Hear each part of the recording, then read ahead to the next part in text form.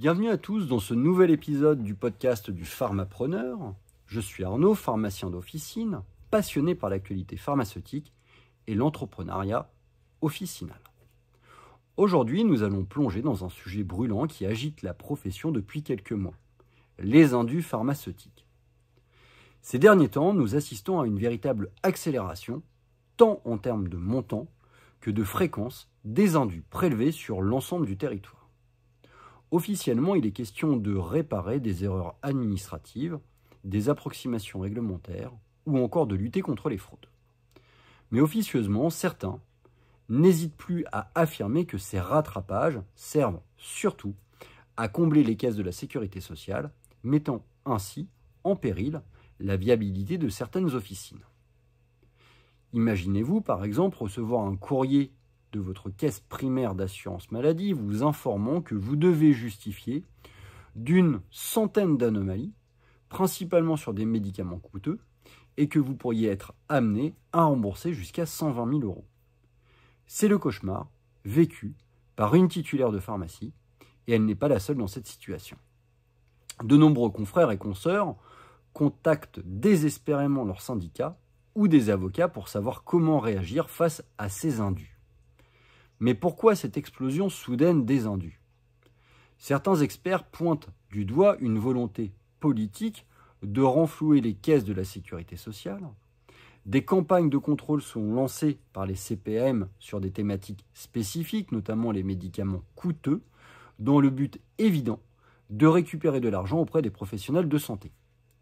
Et dans cette spirale, ce sont souvent les pharmaciens qui font les frais de ces mesures, se retrouvant pris en otage pour satisfaire des objectifs budgétaires. Mais les médicaments onéreux ne sont pas les seuls dans le viseur de la CPAM.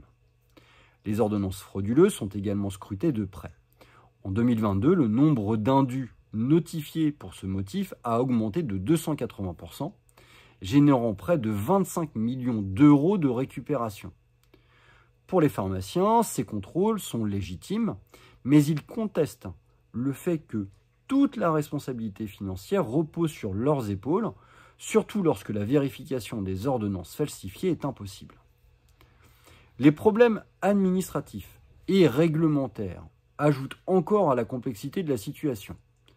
Des anomalies sont révélées pour des raisons parfois ubuesques, comme l'absence de tampons sur une ordonnance ou des prescriptions insuffisamment renseignées. Les pharmaciens se retrouvent alors face à des injonctions paradoxales et à un véritable racket organisé, se demandant où est la limite entre respect des règles et survie de leur officine. Cette pression constante a des répercussions désastreuses sur la profession. Les pharmaciens, même les plus expérimentés, se retrouvent ébranlés par le montant astronomique de ces indus, générant un stress et une anxiété qui déteignent évidemment sur toute l'équipe officinale. Certains envisagent même de céder leur officine tant la situation est devenue insoutenable. Mais alors que faire pour éviter les indus et protéger son officine ? Certes, le risque zéro n'existe et n'existera pas. Mais des mesures peuvent être prises pour limiter les erreurs et se prémunir en cas de recours.